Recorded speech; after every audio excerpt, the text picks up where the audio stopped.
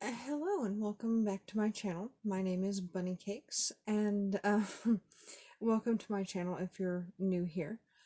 Um, so today I am going to be filming a video to review Margaret Atwood's The Handmaid's Tale.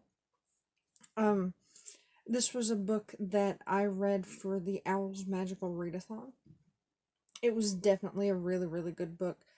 Um, and I mean, it It was really well written, and I loved the characters that you meet in it. It was a bit hard to read right now because the things that lead up to Offred becoming a handmaid are kind of similar to what we're going through right now. So there's a lot of law changes and everything. So it definitely gave me some anxiety reading it just because things are so similar and it could go that way. And it started making me think, like, with my personal situation in my family, the main household incomes are brought in by women. And so it made me occasionally think, if that happened now, our family would suffer really hard because the fact that the main incomes come from women. And so if we lost our jobs, it would be really difficult for our family. And if we couldn't hold money or anything, it would be difficult. Now, my fiance could obviously take possession of our finances, as like what happened with Offred, but still not a super comfortable situation to be in. And then, of course, it made me also think, given my age and health status, also the women in my family couldn't opt to be handmaids.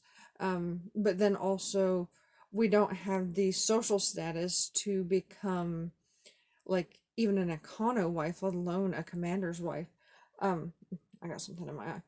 Um, so I mean, I guess I could probably be a Martha because I can cook well. But I feel like I would probably be more prone to being considered an unwoman, which we don't necessarily know what happens to them in this book, other than potentially getting tossed into some village in the Badlands. Um, so this book, and since I've rambled on that, let me get back to what the book's actually about. It's kind of post-apocalyptic, but not in the usual way. This is a book that I put off reading because I didn't think I would super be into the genre that I felt like it fell into, but it definitely came off as very thrillery to me, and it may be related to the time frame in which I read it. Um, but I really liked it, and it seems to be set in a time period that's just slightly ahead of the time period that we're currently in the real world. Um, because in the flashbacks to the time frame before Offred was a handmaid, um, they she mentions that everybody uses like plastic cards to pay, and there's no like paper money or coins or anything, and everything's done on a computer system. So it seems very much like it could be just slightly ahead of where we are now. And of course, then there's the government coup, and then the army that takes over is what pushes things into the way they are. And it seems very much to be under the mask of religion. Um, but it's effectively designed to make men the most powerful, and women are effectively property. Um, and there's even a status among men. So, like, there's the commanders and the rich people and everything, and then there's servants, and there are male servants, and there are female servants, and all of that.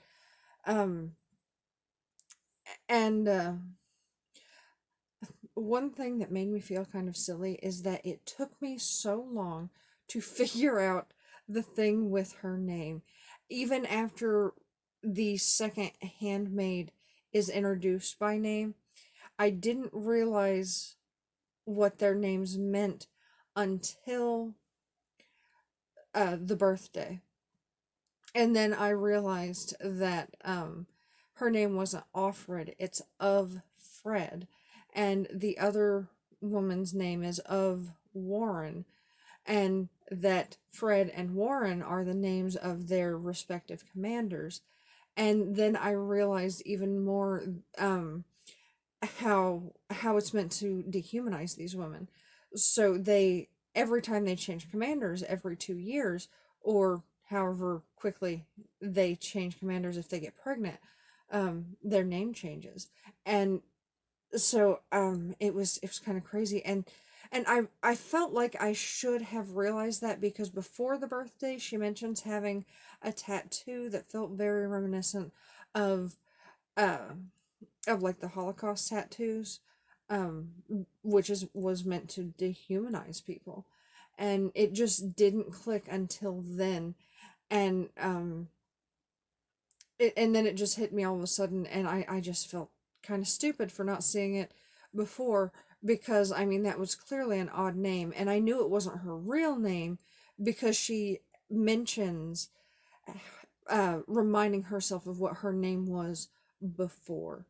Um, I also really like that it kind of bounces back and forth. It feels very um, fluid of thought the way she tells her story, because she tells the present, and then sometimes she'll like slip back and she'll tell a story about the time before the handmaid thing happened. And it feels very organic. It's really, really well written. I mean, you do lose some of the human feel with some of the characters, but I think it's also intentional because, especially between the handmaids and the servants, and the handmaids and the wives, there is a loss of that human connection, because the handmaids are effectively just um, a uterus with legs and a baby incubator, and they don't really have an effective place in society beyond that.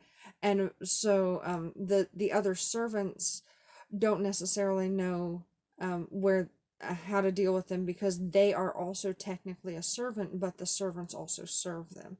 And then of course the wife, the whole reason there is a handmaid is because the wife can't have children, um, and so there's that sort of other woman mistress kind of tension between them, and that you really really feel.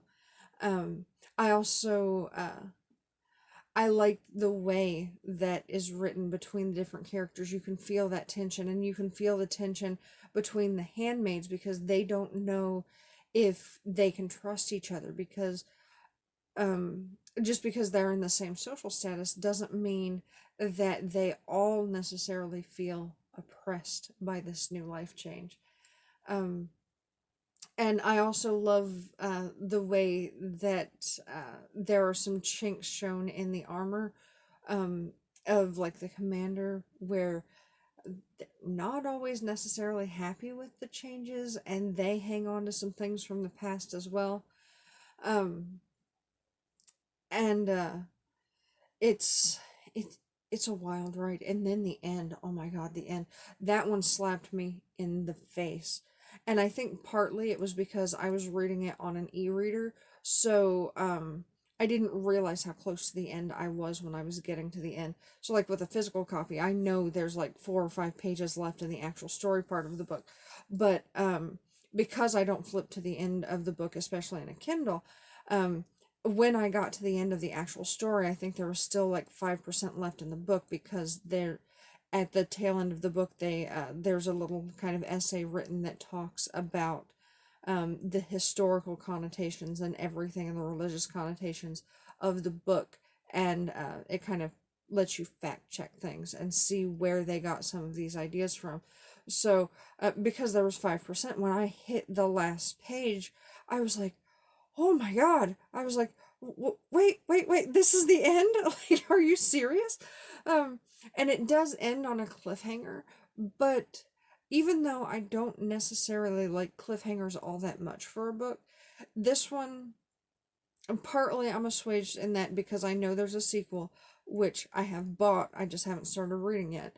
Um, but with the way it's done, even if there wasn't a sequel, it could still be a satisfying end as a standalone because it would make it reminiscent of like The Sopranos, the way that ended, and you're left to determine what you think happened. And so I could see how it could have ended there. Totally happy that there is a sequel, and I'm going to start reading it soon. Um, I still have books on my TBR that I have to read for the Owl's Magical Readathon. Um, and I have a book to read for uh, Peter Peter's book club, a true crime book club. Period. We're reading Molly's Game over there, and I haven't started that either. It's next up on my list, and I'm also trying to finish one of the books that I started for the Stay Home Readathon that I didn't finish because I had to stop and read a different book before I lost my loan on it with my library. So I've been a mess with reading, but um after I read Molly's Game, I am going to jump right into the Testaments so I can see what happens next with Offred or with the story in general. Um, like the the girl power feminist in me wants there to be an uprising and for women to take back their power. I don't know if that's going to happen, and I don't know if that's necessarily what needs to happen for the story, but that's kind of what me personally, that's what I want to happen. This is definitely a literary world that I want no part of. Like, if I could be transported magically into a book, not this one. Um, Despite the fact that it was an awesome journey and I loved the experience of reading it, I'm so glad that that I did decide to read it. And it was kind of a bit of a peer pressure thing because everyone was reading it. And I kept hearing Peter Mon talk about it in his vlogs reading it. And and finally I was like, you know what, whatever, I'm gonna put a hold on it with my e-library and I'm gonna read it if I get it. And then, so to kind of force myself to read it, I put it in my list of possible options for my Magical Readathon TBR. And of course, it was one of the randomized options that got picked for it. Um, and so, what I think I'm going to do is I'm definitely going to read the Testaments. I think I'm going to go ahead and read the Testaments, and then I'm going to binge watch all 3 seasons of the show on Hulu. Then I think, on top of a review video for the Testaments, I think I'm also going to do a video where I compare the high points and low points of the book or books and the TV show. Though I can't really think of any low points in the book. Um, it was just a story that I didn't want to stop reading, and that I was upset about ending because it was such a good story. I didn't want it to end. I wanted to get to the end and see what happens. We don't get that. Um, I have a suspicion of some things that might happen, and I'm wondering how that will play out. Um, and I can't really talk about my suspicions without spoilers, and I don't want to do spoilers because I'm recommending that you read the book, and I hate reading a book with spoilers, which is why I wanted to read the book before I started watching the show because I wanted to develop my own opinion of the characters and what they should look like in my own head um, without that. Um, but I'm totally looking forward to reading the second book and to watching the show, and I will be back with more on those as soon as I'm done. Um, I have a big old pile of books that I need to read that I've checked out from the library, and I have no idea when I'm going to have to turn those back in. So those are on my list first, though I am, due to anticipation, line jumping the Testaments, because reasons. um, but yeah, that's all I have for this video today. I highly recommend you check this book out. But if you're prone to a little bit of paranoia, might not be the best time during quarantine to read it. Though, like I said, I think it does also add that additional spike of fear. So now depending now is either the best time to read this book or the worst time to read this book, and I don't think there's a lot of in between. So check it out if you feel like you can handle that sort of thing right now, or wait till after quarantine if you feel like you can't, because it is anxiety and kind of stress inducing because of how closely it can relate to what we're going through right now. Um, but still one I recommend to read eventually. Um, and so, yeah, read this book eventually, as soon as you feel mentally capable of handling it. Um, so I've rambled on a little bit, so I'm going to go ahead and end the video here. I may film an additional book vlog so I can keep rambling about books. But that's all I have for this review for right now. So thank you for watching. If you like this video, please hit that like button down below. If you like my content, or you want to see if you like my content more, hit the subscribe button. And thank you for watching. And I do hope you have a wonderful rest of your day. Bye-bye.